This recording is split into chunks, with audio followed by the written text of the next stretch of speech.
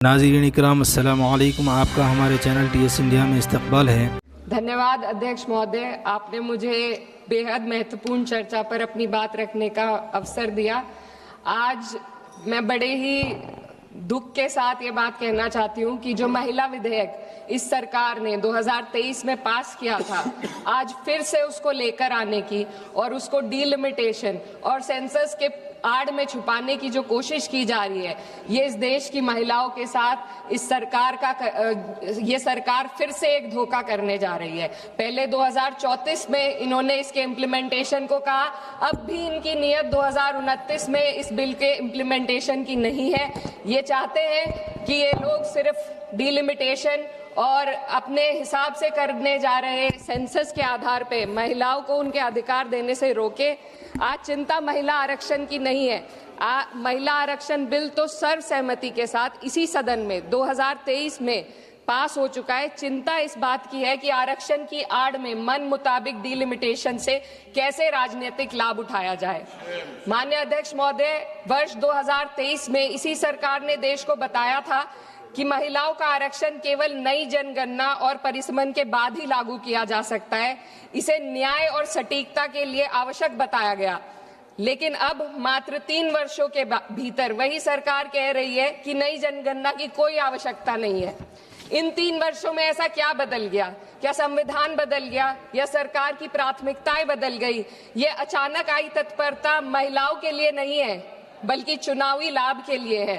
पश्चिम बंगाल और तमिलनाडु जैसे राज्यों में चुनावी प्रक्रिया चल रही है, इसीलिए सरकार का यह बदलाव किसी ठोस बुनियाद पर आधारित नहीं, बल्कि शॉर्ट टर्म पॉलिटिकल माइलेज पर आधारित है। पहले कहा गया कि अपडेटेड आंकड़ों के बिना प्रतिनिधित्व अन्यायपूर्ण होगा, और आज उसी सिद्धांत को नजरअंदाज किया जा रहा है। ये और कुछ नहीं, सिर्फ और सिर्फ पॉलिटिकल अपॉर्चुनिज्म है। माननीय अध्यक्ष महोदय, इस विधेयक की सबसे बड़ी खामी यह है कि सरकार जानबूझकर पुराने आंकड़ों का उपयोग करना चाह रही है।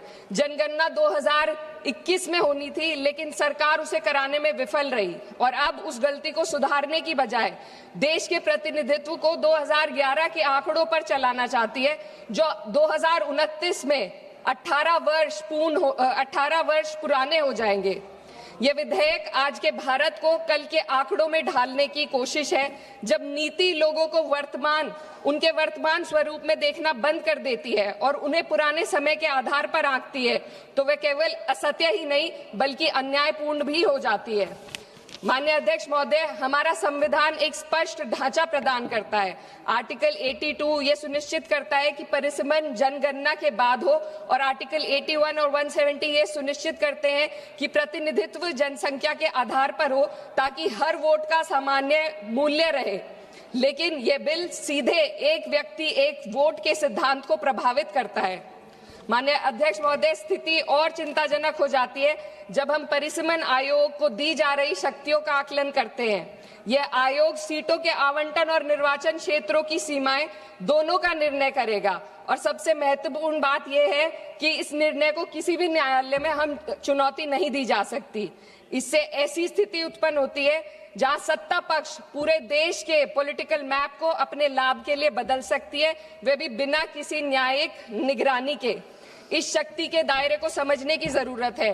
आज सीमाएं तय करेंगी कि कौन किसका प्रतिनिधित्व करेगा, किस समुदाय की आवाज सुनी जाएगी और किसकी नहीं।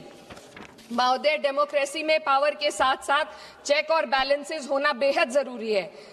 सरकार एक ऐसी संरचना बनाना जा रही है जहां पावर केंद्रित हो और जवाबदेही अनुपस्थित हो, और जब इतनी व्यापक शक्तियां बिना किसी निगरानी के दी जाती है तो ये केवल एक तकनीकी चिंता नहीं रहती, ये प्रतिनिधित्व की निष्पक्षता को प्रभावित करती है।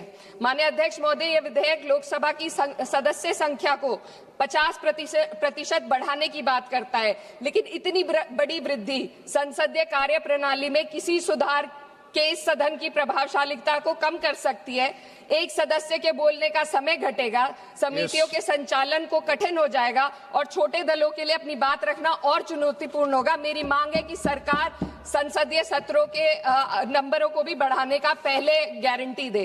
अध्यक्ष महोदय, मैं बहुत जरूरी बात रखना चाहती हूँ, 2 मिनट दीजिए। महिलाएं कोई होमोजेनियस ग्रुप नहीं है, ये एक समान एक रूप समूह नहीं है। उनकी वास्तविकताएं जात, वर्ग और सामाजिक पृष्ठभूमि से निर्धारित होती हैं। फिर भी यह विधेयक इस वास्तविकता को नजरअंदाज करता है और पीड़ित समुदाय, विशेषकर ओबीसी महिलाओं को पूरी तरह बाहर कर देता है, जो इस देश की बहुत बड़ी आबादी है। ये इस विधेयक की संरचना में एक गंभीर कमी है। सोचिए एक ऐसी युवा महिला, सर 2 मिनट्स, जो पिछड़े वर्ग या अल्पसंख्यक परिवार से आती है, जो अपने घर में पहली बार पढ़ाई कर रही है, पहली बार घर से बाहर निकलकर सार्वजनिक जीवन का सपना देख रही है। उसके पास ना संसाधन है, ना नेटवर्क है, ना राजनीतिक समाधान है। बिना उपकोटे के वह इस व्यवस्था में कैसे पार्टिसिपेट करेगी जहां पहले से ही असमानताएं मौजूद है। ओबीसी उपकोटे के बिना इस आरक्षण का लाभ पहले से ही सुविधा संपन्न वर्ग तक ही सीमित रहेगा।